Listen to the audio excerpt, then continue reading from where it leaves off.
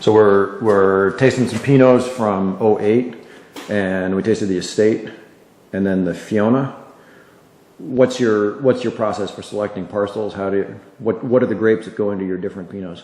I have certain parts of the vineyards that I know, and they generally go based on historical knowledge of the vineyards, the different parts of the vineyard that go into the different lots.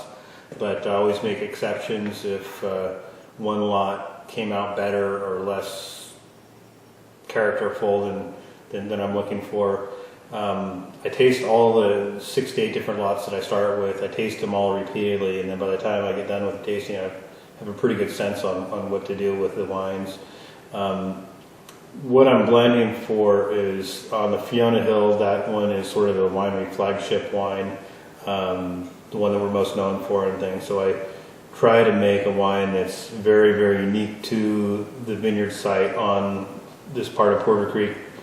And then the Estate is parts of the vineyard that just for whatever reason don't fit in with that profile. I feel like the Estate is a very pure Russian River expression of Pinot Noir, from maybe even this part of Russian River, whereas the Fiona Hill Vineyard Designate is a wine that comes from that particular hillside, and nobody's going to make a wine that tastes just like that off of a different hillside. And then what's in the reserve? The reserve is generally coming from there's one extra steep terrace section that's probably about 40% grade, and the reserve can be all of that one, such as the current one we're about to taste, as well as the last vintage of the reserve. Sometimes there's some other parts of the vineyard that have a unique compatibility with it.